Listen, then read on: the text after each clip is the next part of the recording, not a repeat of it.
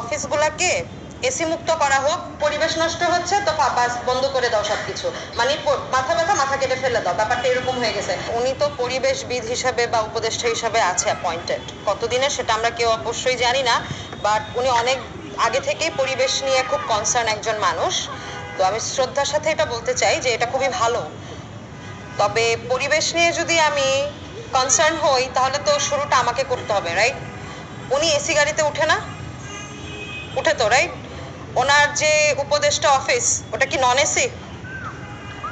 উনি যে বাসায় থাকে সেটাকে আমরা কেউ যাই নেই, তবে অবশ্যই এটা ধরে নেয়াই যায় যে ওনার বাসাতেও এসি আছে, রাইট? সো সে যেখানে এসি যে দূষণ করে পরিবেশকে কোন পর্যায়ে, ওটার যে সিএফসি গ্যাস আমাদের কি বলে এটাকে, ট্রপোস্ফিয়ার যেটাকে বলি, ওজোন স্তর, হ্যাঁ রাইট।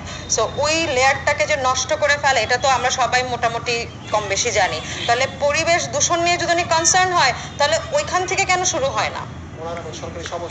সরকারি সব অফিসগুলোকে এসি মুক্ত করা হোক, রাইট? ঢাকাকে উনি তো উপদেষ্টা হিসাবে ইন্টারিম গভর্নমেন্ট হিসাবে ওনারা জয়েন করেছে।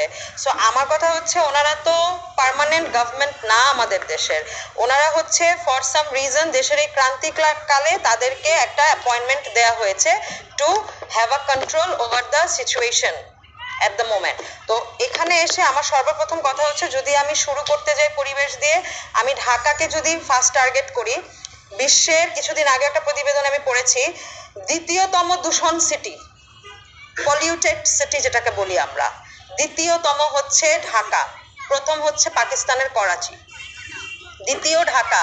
তো আপনারা বুঝতে পারছেন যে যদি আমার দূষণ মুক্ত এবং পরিবেশ নিয়ে আমি চিন্তাই করি তাহলে তো আমাকে ঢাকাকে আগে ফোকাস করতে হবে, রাইট?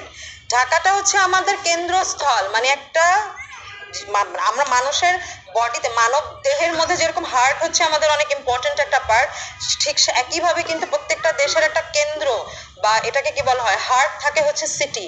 তো এইখান থেকে এত মানুষের জীবনযাত্রা চলমান, এই জায়গাটাকে তো আগে সুস্থ করতে হবে। আপনি ঢাকার চারপাশে যে নদীগুলো আছে সেগুলোর কি অবস্থা আপনারা তো নিশ্চয়ই এটুকু অবগত, রাইট? বুড়িগঙ্গার কি অবস্থা, ওইদিকে তুরাগ আছে, তারপরে হচ্ছে বসিলা আছে। তো এই যে নদীগুলোর যে বাজে অবস্থা, হ্যাঁ, এই জায়গাগুলোকে কেন ফোকাস করা হচ্ছে না? তারপরে হচ্ছে অবৈধভাবে যে ওই যে কি বলা হয় এটাকে, বিল্ডিংস, দোকানপাট যা খাল দখল করে করা হচ্ছে, এগুলোতে ফোকাস করতে পারে তো, রাইট? তারপরে হ্যাঁ, নদীর মধ্যে যেই জিনিসগুলো ঘটছে, যে বালি উঠাই ফেলতেছে না, পাথর উঠাই ফেলতেছে, এই ব্যাপারগুলো নিয়েও ফোকাস করতে পারে।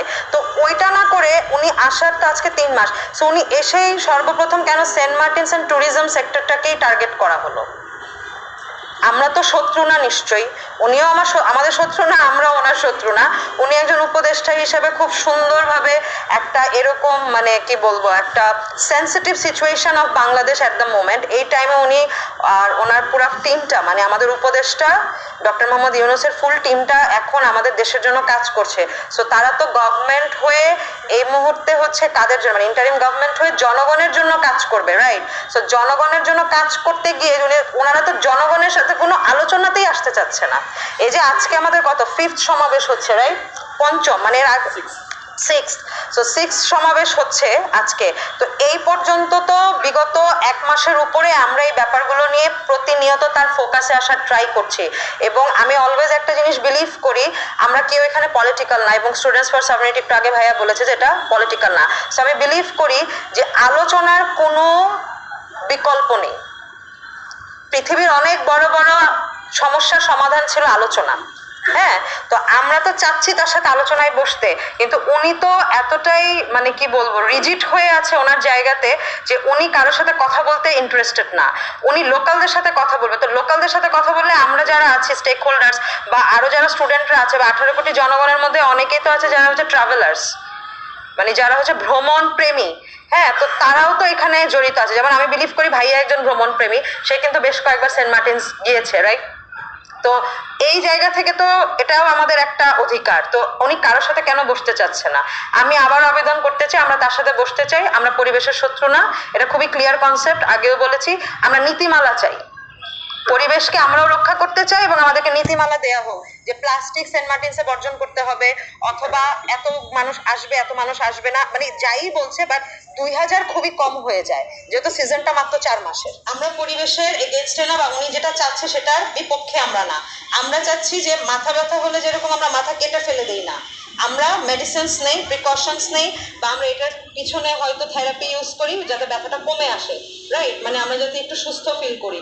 তো সেন্ট মার্টিনসের যে ব্যাপারটা, এটা কিন্তু অনেকটা ওই রকমই। এখন ওনার ব্যাপার হচ্ছে পরিবেশ নষ্ট হচ্ছে তো বাস বন্ধ করে দাও সবকিছু, মানে মাথা ব্যথা মাথা কেটে ফেলে দাও, ব্যাপারটা এরকম হয়ে গেছে। আসলে এভাবে কিন্তু চলে না। উনি একটা দেশের উপদেষ্টার দায়িত্ব নিয়েছে, তো পরিবেশের যেহেতু উনি দায়িত্বটা নিয়েছে, ওনাকে ভাবতে হবে যে পরিবেশের সাথে কয় লাখ মানুষ জড়িত, এই মানুষগুলোর রিজিকের কি হবে, এই মানুষগুলার প্রতিদিনের যে জীবিকা নির্বাহ হয় তার কি হবে। আর স্টেক হোল্ডার যারা, তারাও তো আসলে ভেসে আসে নাই, তারাও এই দেশেরই নাগরিক, বা এরা এই দেশের মানে এই দেশের শত্রু বা ওনার শত্রু, ব্যাপারটা কিন্তু এরকম কিছু না। অতএব ওনার উচিত সবার সাথে বসা, স্টেক হোল্ডার্স হোক, লোকালস হোক, বা আমাদের মতো স্টুডেন্টস হোক, সবার সাথে আমি মনে করি ওনার বসা উচিত।